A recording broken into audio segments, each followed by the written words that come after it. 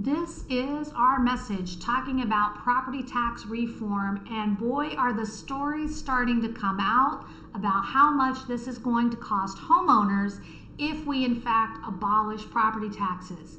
One of the reports that I saw shared in the cleveland.com article is about a $96 million cost that will transfer or need to transfer to Ohio homeowners if property taxes are abolished. Well, the funny thing is someone drew a very interesting dynamic about the $9 billion currently being collected, that instead of $9 billion, we would gladly take a $96 million ticket. Now, I don't know if either number is true, because obviously we don't really have all of the numbers that we need. If in fact we had transparency in our accounting with the budget through the state level and through our local levels, we would be able to know how much money has property taxes raised for the state of Ohio in a given year. If that in fact is billions of dollars, then we need to have a real conversation. If we're talking about billions with a B and not millions with an M, then there is a huge advantage to abolishing those property taxes and having accountability that here we'll give you this amount if you get rid of the charge of this amount. Now, is that a reality? I don't know, but we're going to look into this further. All right, so generic question, right? But as of 2023, the total dollar amount that was raised in the state of Ohio for property tax is $22.65 billion. That is an increase from the year before, which was $21.26 billion. So we are talking a difference of billions of dollars versus millions of dollars, and there is quite a huge dynamic there. If really the cost of abolishing property taxes is $96 million and the $22 billion goes away, then I would call that a win for Ohio's homeowners. Ohio currently helps to cover property taxes for nearly 200 school districts through their rollback credit program, which is worth about that $96 million we talked of. And they would need to transfer that to the homeowners if the state isn't going to cover the cost. Or let's see if there was an improved way that voters could handle this. The legislation that is in question eliminates the emergency and substitute school levies. Those are having the effect of removing that state rollback credits. As a result, those costs could shift onto local property owners, essentially translating into a hidden property tax increase. Let's talk about the pros and cons of proposed changes that include improving clarity for voters. Removing any emergency or substitute levy categories may simplify the levy language and reduce confusion on the ballot. With the potential for structural tax reform, proponents are arguing that these changes lay the groundwork for updating Ohio's property tax system and increasing transparency in how it's being administered.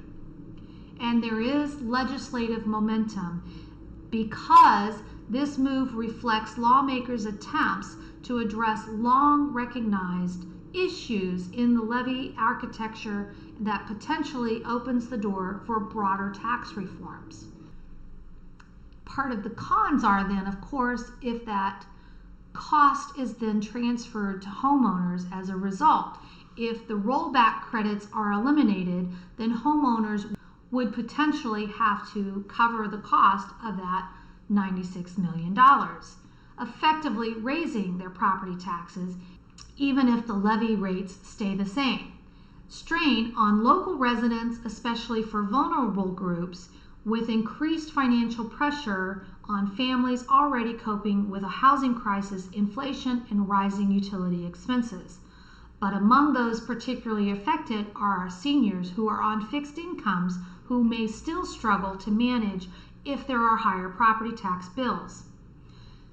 Another con, reduced school district funding. Without the rollback system, Ohio school districts could lose millions in funding and be forced to either make educational service cuts or push their districts to pursue money in other ways.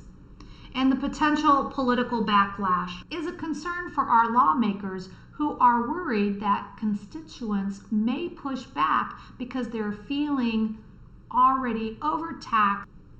And if lawmakers choose to not push forward with property tax reform, there could be a change in the House, a change in the Senate, and certainly changes at the local levels. So while there is a grassroots movement to continue reform for property taxes and, more importantly, abolish the property tax, if enacted, this could eliminate major funding and a major funding source for public services, including education. Meanwhile, legislative efforts like House Bill 96 include other tax relief components, such as allowing carryover surplus funds to be returned as tax relief, homestead exemptions, and a flat income tax, indicating a mixed strategy approach across our political spectrum. The bottom line is this: House Bill 96 could deliver immediate relief through the surplus rebates and optional local tax credits, while also pushing structural shifts like a flat income tax and increased K-12 funding. Yet it stops short of sweeping levy reforms. The Ohio House returned to override votes in July, and they have successfully done so, meeting that majority requirement. However, no override vote yet has occurred in the Ohio Senate. So until the Senate acts with its own 3/5 majority, those vetoed provisions still remain null. Governor DeWine's veto items that could have addressed some of the property tax relief are still on standby. And this is why we must continue to collect the signatures, force the issue, and have accountability for a vote to follow through with the people's wishes. So what are the key highlights of that House Bill 96? $2.5 billion in property tax relief via the surplus of funds. This mandated that those school districts with over 40% of their general fund as unspent carryover must return a portion of that to the taxpayers as property tax relief. This is estimated at a $2.5 billion tax relief that could start in January of 2026. New owner occupancy credit and a county homestead option. This allows for boards of county commissioners to provide up to a 2.5% owner occupancy tax credit that is modeled after the state credit.